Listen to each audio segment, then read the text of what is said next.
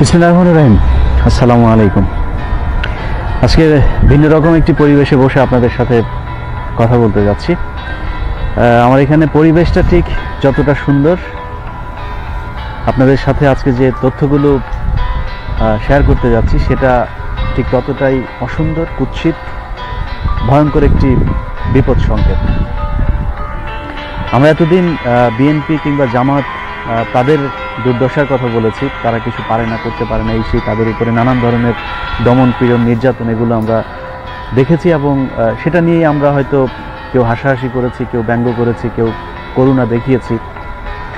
এখন আর সমস্যাটা শুধু তাদের ঘাড়ে নাই, পুরো সমস্যাটা বাংলাদেশের প্রতিটা মানুষের ঘাড়ে দিনকে দিন আসতে শুরু করেছে। আজকে যে কথাগুলো বলবো সেই কথাগুলো বাংলাদেশের প্রতিটা বিবেকবান, ন্যূনতম বুদ্ধি যার মাথায় আছে, ন্যূনতম দল কানামুক্ত যে মানুষগুলো আছেন সবাই জানেন, উপলব্ধি করতে পারেন। আমি শুধু বেশ কয়েকটা গুরুত্বপূর্ণ ঘটনাকে এক জায়গায় করে যোগফলটা আপনাদের সামনে ডেলিভার করব এবং তারপরে এটা নিয়ে বিশ্লেষণ, এটা নিয়ে চিন্তা ভাবনা, এটা আপনারা কিভাবে নেবেন সেটা আপনাদের ব্যাপার। ধরুন, কিছুদিন আগে বাংলাদেশে দুর্নীতি বিরোধী কথিত একটা অভিযান হয়েছিল। সেই অভিযান আমাদের প্রশাসন, গণমাধ্যম, সরকারি দল তারা এমনভাবে আমাদের সামনে উপস্থাপন করেছে যেন মনে হয়েছে দুর্নীতিবাজ তো দেশ থেকে গেলই, আগামী অন্তত 100 বছরের মধ্যে বাংলাদেশে আর কোনো দুর্নীতিবাজ আসবে না, সব ধরা শেষ হয়ে গেল। এখন এরপরে ক্যাসিনো খালিদ, জিকে শামীম, সম্রাটের পরপর কদিন আগে আওয়ামী লীগের এক নেতা, এরপরে এখন হচ্ছে পাপিয়া। এখন আপনার কি মনে হয় এই যে বাংলাদেশে বর্তমান সংসদে সরকার দলীয় যত কয়জন, একদম এক থেকে শেষ পর্যন্ত যত কয়জন সংসদ সদস্য আছে, প্রতিটা চোর, এরা দেশের টাকা পয়সা লুটপাট করছে। সেটা শুধু এই সরকারের আমলে না, প্রায় প্রতিটা সরকারের আমলে, অন্য সরকারের আমলে হয়তো 2-4 জন থাকতে পারতো, কিন্তু এখন কোনো এমপি, কোনো সংসদ সদস্য যদি চায় ভালো থাকতে, তারপরে তার পক্ষে থাকা সম্ভব না। কারণ তারা জানেন যে এরপরে আমাদেরকে দীর্ঘ একটা সময় দেশের বাইরে যে থাকতে হবে, সেই জায়গায় আমাকে সুখে সমৃদ্ধি নিয়ে যদি থাকতে হয়, বিশাল অঙ্কের একটা টাকা নিয়ে আমাকে সেখানে থাকতে হবে। যে কারণে সবাই second home, Swiss bank, Canada, America, Australia, বিভিন্ন দেশে তারা টাকার পাহাড় জমিয়েছে। অতএব এই মুহূর্তে যে সংসদটা চলছে, এই সংসদের প্রতিটা সরকার দলীয় সংসদ সদস্য এরা চোর। সেই কাসিনো বিরোধী যে অভিযান যাদের বিরুদ্ধে করা হলো, বা এখন যাদের বিরুদ্ধে আওয়ামী লীগের এইসব অভিযানগুলো করা হচ্ছে, তারা কোন লেভেলের সরকার দলীয় নেতা? এই পাপিয়ারা যাদেরকে নারী সাপ্লাই দিয়েছে, তারা কারা? পাপিয়াকে টাকা খরচ করেছে, সেটা কি পাপিয়াকে মেয়েরা দিয়েছে বা পাপিয়া তৈরি করেছে? সেই টাকাগুলো তো তাদের বিভিন্ন এমপি মন্ত্রী যারা দিয়েছে, সেখান থেকে তিনি ইনকাম করেছেন। তাহলে তিনাকে যারা মাসে 3 কোটি 2.5 কোটি টাকা হোটেল বিল দেওয়ার মতো পরিস্থিতি তৈরি করে দিয়েছে, তিনাদের ইনকাম তাহলে কত? তিনাদের কি ধরা হচ্ছে? কেন এই লেভেলে ধরা হচ্ছে? কারণ হচ্ছে সরকারের কাছে এই মুহূর্তে টাকা পয়সা নাই। 2019-20 অর্থ বছরে সরকারের রাষ্ট্রীয় ব্যাংকগুলো থেকে যে লোন নেওয়ার কথা ছিল, সেই লোনের পুরোটা তারা নিয়ে নিয়েছে 5 মাসে, প্রথম 5 মাসে। এবার পরের 7 মাস তারা চলবে কিভাবে? ব্যাংক দিয়ে দেওয়া হচ্ছে, সেই ব্যাংকেরই পরিচালনা কমিটি যারা আছে, পরিচালনা পর্ষদে ব্যাংকের এমডি বিভিন্ন জন, তাদের নামে বেনামে বিভিন্ন জায়গায় তারা লোন নিচ্ছে।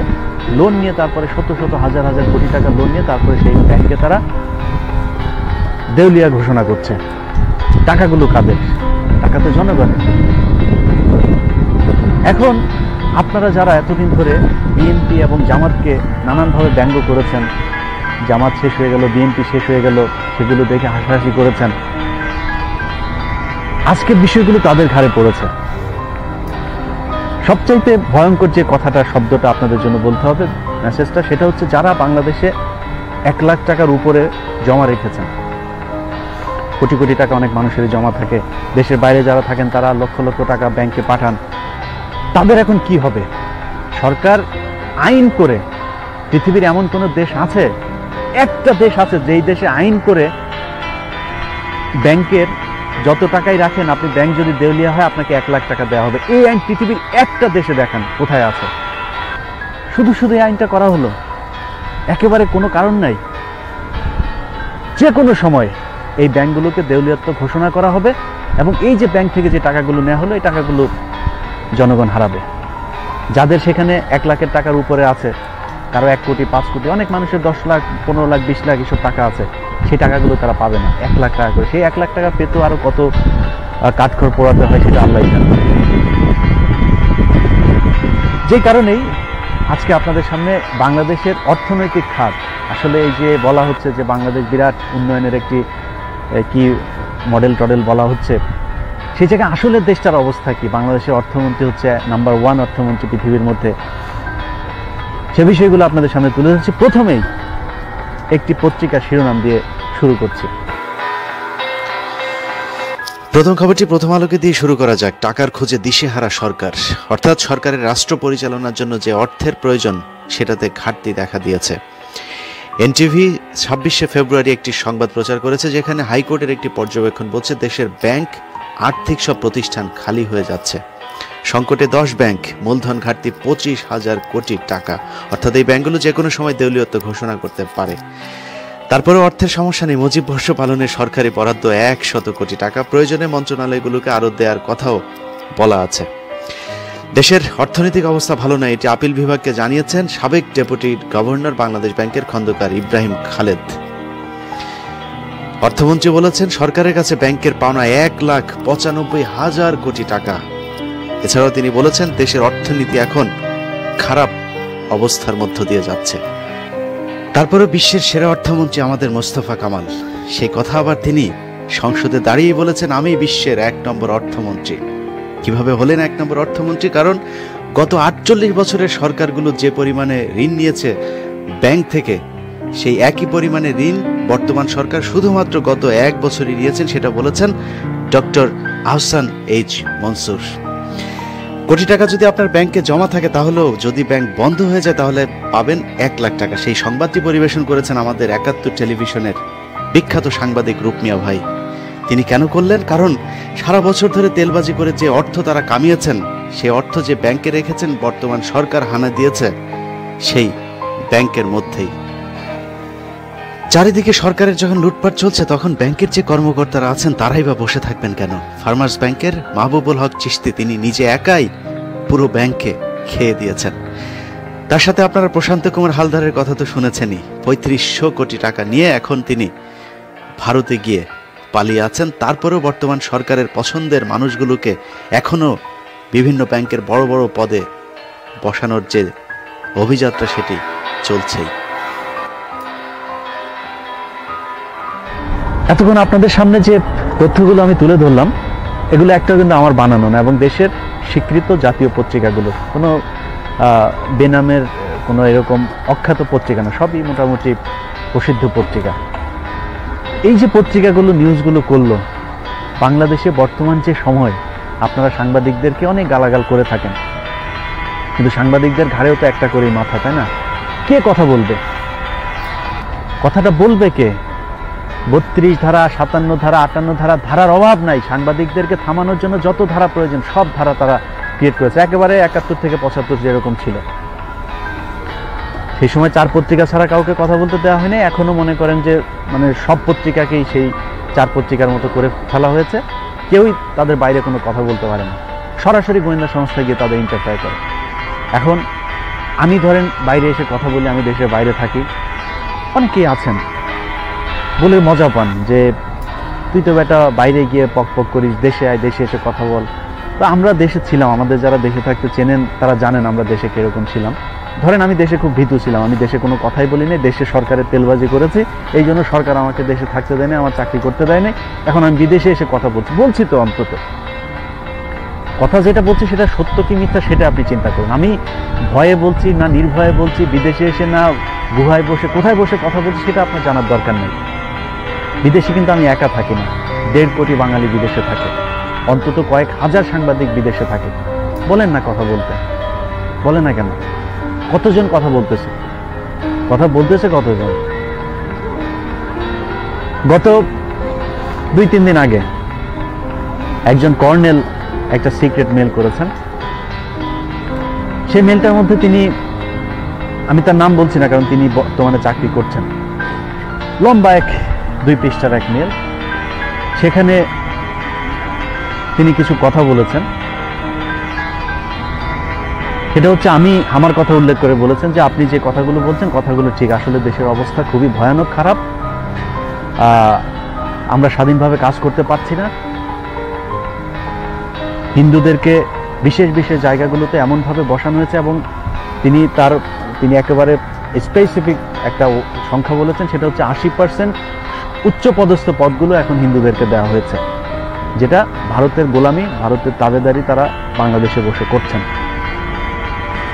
এখন আমার কথা হচ্ছে, এই যে আপনার কথাগুলো আমি এখন বললাম, বাংলাদেশের কিছু মানুষ আছে, ওই যে বললাম যেটা, যে সময় টেলিভিশনের যে নিউজ, একজন 45 বছর ধরে শেখ মুজিবের জন্য দিওয়ানা হয়ে সে নাকি শরীরের চুল আরো কোন লোমটোম কিটি নাকি সে কাটে নাই, 45 বছর হয়ে গেছে। এখন 45 বছর ধরে শেখ মুজিবের ভালোবাসায় সে লোম কাটলো না। আরেকজন আছে, শেখ রাসেল এবং শেখ মুজিবের ছবি নাকি তার কবরের মধ্যে বাধাই করে রাখার জন্য তিনি ওসিয়ত করে গেছেন তার ছেলে মেয়েদেরকে, তিনি এখনো মারা যায়নি। এই যে তেলবাজির একটা তেলেশমাতি চলছে সারা দেশে, এই জায়গায় বসে যদি নাকি মনে করেন আপনি আওয়ামী লীগের একজন মানুষকে বলেন যে এই কথাগুলো আসলে কি কাহিনী, কি বলেন, মিডিয়ার এই অবস্থা, কোন ঠাসা একটা অবস্থা, মুখ চেপে ধরা যে একটা অবস্থার মধ্যে থেকেও সংবাদ পত্রিকাগুলো এই কয়টা নিউজ করলো, এর ভেতরে এবার কত নিউজ আছে সেটা আপনি একটু চিন্তা করেন। যেগুলো সামনে আসছে এটা 1%ও না, আরো 99% এই বাংলাদেশে কি ঘটছে সেটা একটু চিন্তা করে দেখেন। সেই জায়গায় বসে যদি আওয়ামী লীগের কিছু মানুষ আছে তাদেরকে আপনি এগুলো বোঝাতে যান, তারা আপনাকে বলবে তুই পাকিস্তানের রাজাকার, তুই জামাতের দালাল, এগুলো বলবে। কিন্তু যদি বিষয়টা এরকম হতো, আপনারা প্রশাসনে যারা চাকরি করছেন, সেনাবাহিনীর 5 জন অফিসার, সচিবালয়ের 5 জন অফিসার, পুলিশের 5 জন অফিসার, এরকম বিশেষ বিশেষ জায়গার গুরুত্বপূর্ণ কিছু মানুষ, আপনাদের তো টাকার অভাব নেই, কেন টাকা তো কামিয়েছেন আপনারা, বউ বাচ্চা নিয়ে বিদেশ চলে আসেন, বিদেশে এসে তারপরে সেখানে থাকেন, থেকে আপনারা অন্তত 20-25 জন মানুষ বসেন, বসে তারপরে বলেন যে দেশের এই অবস্থা আমরা এটা মেনে নিতে পারছি না। গত সপ্তাহে ফেনীর একটা স্কুলে, সেখানে ভারতীয় পাঠ্যসূচি সেখানে পড়ানো হচ্ছে, ভারতের কলকাতা থেকে বই আনতে বাধ্য করা হচ্ছে শিক্ষকদেরকে। ফেনীর এডিসি সুজন সরকার, সেই সুজন সরকার তিনি সেই গভর্নিং বডির সভাপতি, তিনি পুরো স্কুল নিয়ন্ত্রণ করছেন এবং তিনি যেভাবে বলছেন সেভাবেই চলতে হচ্ছে। মুসলমান ছেলেদেরকে হিন্দুদের দেবদেবী সম্পর্কে পড়ানো হচ্ছে, বানান ভুল, বইয়ে ভুল, নানান ধরনের ভুল ভ্রান্তি ছেলেদেরকে শেখানো হচ্ছে। এটা করে আমাদের যে জাতির যে বিবেক, জাতির যে মেরুদণ্ড, সেটাকে ভেঙে দেওয়া হচ্ছে। সেটা নিয়ে আমি একটি পর্ব করলাম। এই পর্বতে তো তোলপাড় হওয়ার কথা, ফেনীতে ব্যাপক রদবদল হওয়ার কথা। সেই প্রশাসনে হয়েছে কি জানেন? হচ্ছে আমার একজন সোর্স, যার মাধ্যমে আমি নিউজগুলো পেয়েছিলাম, তিনি আমাকে জানালেন সেখানকার একজন টেলিভিশনের এক সাংবাদিক, সেই টেলিভিশনটা নাকি এরকম একটা নিউজ করেছিলেন, নাকি বলতে করেছিলেন, আমি জানি সেটা করেছেন, এবং তার ওইখান থেকে আমার অনেক ফুটেজ নেওয়া ছিল। সেই ব্যক্তিকে ধরা হয়েছে, নিয়ে যাওয়া, জিজ্ঞাসাবাদ সম্ভবত করা হয়েছে যে তার সাথে আমার সম্পর্ক কি। আরে ভাই ডিজিএফআই, আমার সাথে তার সম্পর্ক খুঁজে আপনার লাভটা কি? আপনাকে মুসলমান হওয়ার দরকার নেই। আপনি যদি বাংলাদেশের একজন নাগরিক নিজেকে মনে করেন, কেন করছেন এগুলো? আমি কি আমার নিজের স্বার্থের জন্য কিছু করেছি? ধরেন আমি জামাতের কাছ থেকে টাকা নিয়ে আমি পাকিস্তানের কাছ থেকে টাকা নিই, সেটা তো আপনার সমস্যা না। আমার কথাগুলো যদি সত্যি হয়, আপনি যদি মনে করেন যে ভারত আমাদেরকে গিলে ধরছে, আপনি সেই সাংবাদিককে কেন ধরছেন? আরে ভাই, আপনি তো ধরবেন সেই ব্যক্তিকে যে এডিসি এখানে হিন্দুদের বিভিন্ন পাঠ্য কর্মসূচি ভারত থেকে, কলকাতা থেকে ছাপিয়ে এনে তারপরে বাংলাদেশের ছেলেদের মগজের মধ্যে ঢুকিয়ে দিচ্ছে। সেটা করেন নাই, না করে আমার সাথে তার সম্পর্ক কি সেটা আপনারা খুঁজছেন। কেন খুঁজছেন? আমাকে নিয়ে চিন্তা করার দরকার নাই তো। আমি আমার যারা ভবিষ্যৎ প্রজন্ম, তাদের পাসপোর্ট পেয়ে গিয়েছি। এরকম না যে অ্যাপ্লাই, আমি আমার হাতে পাসপোর্ট, আমার বাংলাদেশ যেতে হবে না, আমার ভবিষ্যৎ প্রজন্ম এখানে সেফ। আপনি আপনার চিন্তা করেন, দেশটাকে কোথায় নিয়ে যাচ্ছেন সেটা আমার চাইতে আপনি খুব ভালো জানেন। একজন গোয়েন্দা সংস্থার কর্মকর্তা হিসাবে আপনি আমার চাইতে অনেক ভালো জানেন। অতএব চিন্তা আপনি করেন। যত দুর্নীতি করেন, যত চুরি করেন, ডাকাতি করেন, পাটপারি করেন, করতে থাকেন, কোনো সমস্যা নাই, অন্তত দেশটাকে তো টেকাবেন। সেটাও টেকান না। গত সপ্তাহে 15 দিন আগে একটা নিউজ করলাম, সেটা হচ্ছে ওমানে ক্যাসিনো সাইদ, সে টাকা পয়সা পাচার করেছে। হাফেজ ইব্রাহিম নামে এক ছেলে, ইসমাইল নামে এক লোক, তার কাছে সেই টাকা পয়সা সব পাঠিয়েছে। আমি সেই কোম্পানির রেজিস্ট্রেশন নাম্বার থেকে শুরু করে সবকিছু একবারে ওয়েবসাইটের লিঙ্ক সহ আমি সেখানে দেখিয়েছি। খোঁজ নেন, সে কি টাকা কি সেখানে পাচার করেছে কিনা খোঁজ নেন আপনি। সেটার বিচার হলো না, হলো কি গাজীপুরে মহানগর দায়রা জজ গিয়ে আমার নামে একটা মামলা করে দিলেন। আমি কেন মামলা খাবো এই ঘটনা? টাকা পাচার করেছে একজন, নিউজ করলাম আমি, এখন মামলা হলো আমার বিরুদ্ধে, অথচ তাদের কিছুই হয়নি। কেন হয় নাই? আজকে ব্যাংক খালি হয়ে গিয়েছে, আজকে শেয়ার বাজারের কদিন পর পর টাকা আত্মসাৎ হচ্ছে, লুটপাট চলছে। আপনার কি মনে হয় এটার জন্য সরকারের সর্বোচ্চ চেয়ারের উনি জানে না? এটার ভাগ ওইখানে যায় না? উনি না জেনেই এই ঘটনাগুলো ঘটে যাচ্ছে আর উনি কিছুই বলছে না। ধরছেন কাকে? পাপিয়াকে। পাপিয়া কি? পাপিয়া তো ওবায়দুল কাদেরদের সেবা দেয়। ওবায়দুল কাদেরদেরকে যদি দেশে ওনারা পাপিয়ারা সেবা না দিত, তারা থাইল্যান্ডের যে এই হোটেলে গিয়ে টাকা দিয়ে আসতো, ভারতে গিয়ে, কলকাতায় গিয়ে, মুম্বাইতে গিয়ে তারা টাকা দিয়ে আসতো। তারা দেশে, পাপিয়া তো আমাদের দেশপ্রেমিক, সে দেশে টাকাগুলো রাখছে, অন্তত তাদেরকে নারী সাপ্লাই দিয়ে টাকা দিচ্ছে, যে সেও বাঙালি, যে নারী টাকা পাচ্ছে সেও বাংলাদেশি, টাকাগুলো অন্তত দেশে থাকছে, তারা পাচার তো করছে না। এই যে পত্রিকা খবরগুলো করছে, এই খবরের বাইরের ঘটনা আরো অনেক ভয়ানক। অতএব বাংলাদেশের মানুষ যারা আছেন, একটু চিন্তা করতে শেখেন, নিজের স্বার্থটা নিজে চিন্তা করুন। আওয়ামী লীগের যারা আজকে লাঠি হাতে নিয়ে এই বর্তমান সরকারকে টিকিয়ে রেখেছেন, তাদের সংখ্যাই কিন্তু বেশি। কয় টাকা কামিয়েছেন, কয় টাকা ঘরে আছে আপনার? এই টাকা তো আপনি এই দল ক্ষমতা থেকে গেলেই তারপরে আপনার জামিন, জেলখানায় বসে বসে খাওয়া, এগুলো তো শেষ হয়ে যাবে। আপনি কি দেশের বাইরে যে crore crore billion billion dollar জমিয়েছেন সেখানে গিয়ে আপনি খেতে পারবেন? মালয়েশিয়াতে আপনার সেকেন্ড হোম আছে? নাই। কার জন্য কান্না করছেন? শিক্ষা নিন সম্রাটের কাছ থেকে, শিক্ষা নিন পাপিয়ার কাছ থেকে, ক্যাসিনো সাইদের কাছ থেকে। তাদেরকে আজকে ফাঁসানো হয়েছে কেন? তাদের টাকা পয়সা নিয়ে তারা, সরকার আজকে আবার লুটপাট করবে, আবার নতুন করে